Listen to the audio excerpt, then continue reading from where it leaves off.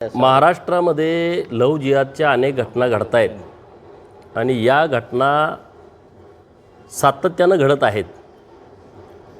ठरवून हिंदू मुलींना टार्गेट करणं आणि विशेषतः ज्या मुलींना वडील नाहीत आणि ज्या मुलींच्या नावावरती प्रॉपर्टी आहे अशा मुलींना जास्त टार्गेट केलं जातं आहे आणि त्यातलाच हा प्रकार आहे. भिगवणमधली ही जी घटना घडलेली आहे ही अत्यंत नियोजनबद्ध घडलेली आहे. अझर शेख नावाचा जो हरामी वृत्तीचा माणूस आहे की ज्याच्यावरती 14-15 वेगवेगळ्या केसेस आहेत. लव्ह जिहादची पण एक केस त्याच्यावरती आहे. तलाठी भाऊसाहेबांना मारहाणीची केस त्याच्यावरती आहे. ॲट्रॉसिटीच्या अनेक केसेस आहेत. हा 2 नंबरचा व्यवसाय करून अशा मुलांना पैसे पुरवून प्रवृत्त करतो आहे आणि त्या सगळ्या प्रकरणामध्ये अझर शेखचा सर्वात मोठा हात आहे. परवा जेव्हा मी मोर्चासाठी भिगवणला गेलो तेव्हा हजारो हिंदू बांधव रस्त्यावरती आले होते. संग्राम भैया जगताप आणि मी तिथं गेलो होतो. राजकारण करण्याचा काहीच विषय नाही. या मुलींना एकदा जाळ्यात फसवायचं आणि परत वर्षभर गेला का त्यांची हॅरेसमेंट करायची, त्यांच्यावरती वेगवेगळ्या पद्धतीनं अत्याचार करायचे, त्यांना जमिनी द्या, त्यांचे व्हिडिओ तयार करायचे, धमक्या द्यायच्या, असे प्रकार सुरू होत आहेत.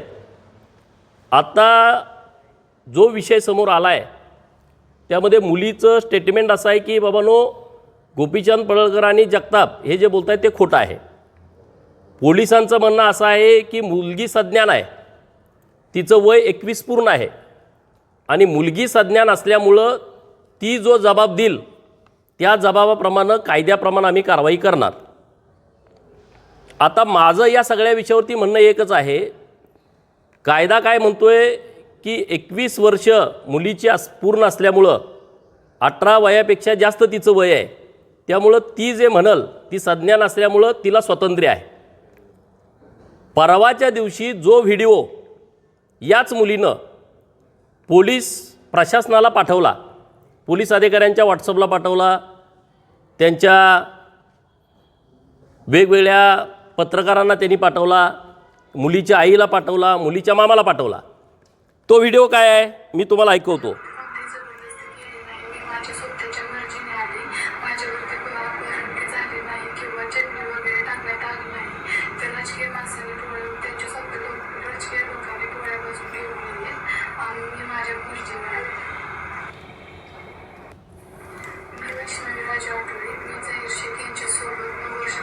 नऊ वर्षापासून मी प्रेम संबंधात आहे. ही कोण म्हणतंय?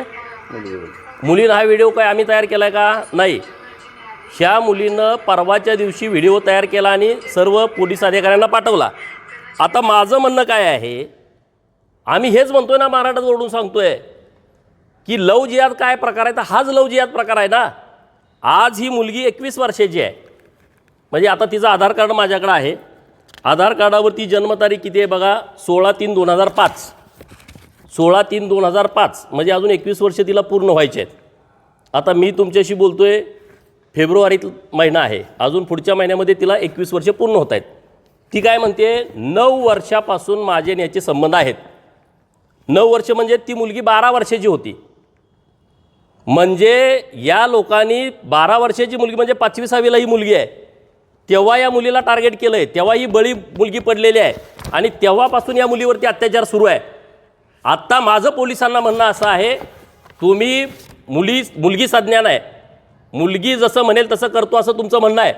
आता हे मुलीनंच तुम्हाला व्हिडिओ पाठवून दिला आहे. हे स्टेटमेंट ग्राह्य धरून पोलिसांनी सुमोटो या शेखवरती फोक्सो अंतर्गत कारवाई करावी. दुसरा विषय आता सोडून द्या तुम्ही. हा विषय पोलिसांनी अत्यंत सिरियस घ्यावा. 12 वर्षाच्या मुलीवरती अत्याचार केला आहे, याच्या पाठीमागं जेवढी लोकं आहेत तेवढ्या लोकांना यामध्ये आरोपी करायचं.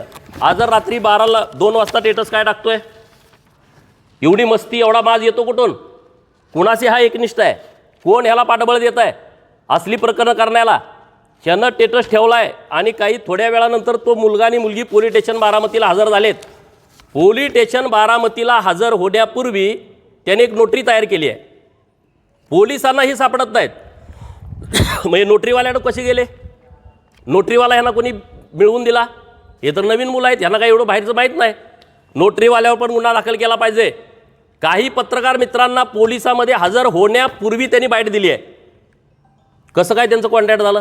पोलीस तर एवढे 8-8 टीम पोलिसांच्या प्रयत्न करत होत्या, सगळे CCTV फुटेज चेक केले जात होते, आणि हे पत्रकारांना बाईट देत आहेत आणि मग पोलीस स्टेशनला हजर होत आहेत. पत्रकार कसे काय आले? ह्या मुलांचं काय पत्रकारांशी कॉन्टॅक्ट आहे? ह्याच्या पाठीमागं कोण आहे? याचा तात्काळ तपास पोलिसांनी करावा. पोलिसांनी आता दुसरी बाजू आम्हाला ऐकायचीच नाही. पोलिसांचं म्हणणं आहे ना, मुलगी सज्ञान आहे, 21 वर्ष वय तिचं पूर्ण झालं आहे, तर 21 वर्ष वय तिचं आहे आणि 21 वर्ष वय असतानाच तिनं व्हिडिओ दिला आहे की 9 वर्षापासून माझे याचे संबंध आहेत. त्यामुळं आता कुणाची वाट न बघता पोलिसांनी त्या व्हिडिओचा आधार घेऊन आता तिचं स्टेटमेंट घेण्याचं कारणच नाही. कारण आता ती स्टेटमेंट जाणीवपूर्वक देते आहे. कारण नोटरीमध्ये त्यांनी लिहिलं 1 वर्षापासून संबंध आहे. कारण परत विषय अत्यंत विचारानं परत नोटरी केलेली आहे. जेव्हा तिनं व्हिडिओ तयार केला तेव्हा तिच्या मनात काहीच नव्हतं. तिच्यावर आमचा तर कोणाचा दबाव असण्याचं कारणच नाही. दबाव तर तिकडचा असू शकतो.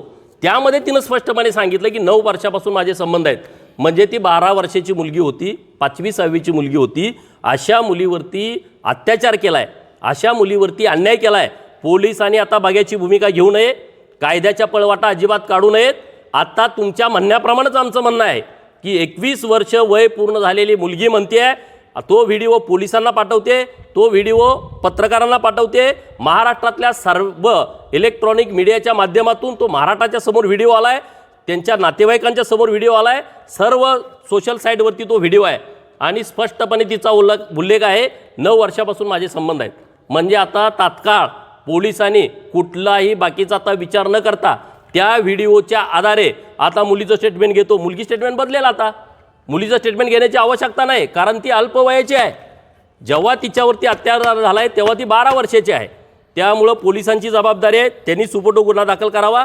नसेल मुलीची आई गुन्हा दाखल करेल, मुलीचा भाऊ गुन्हा दाखल करेल, तात्काळ कारवाई करावी. दुसरा विषय आहे की हे ज्या मुलींच्या नावावरती जमिनी आहेत त्या मुलींना हे पकडतायत.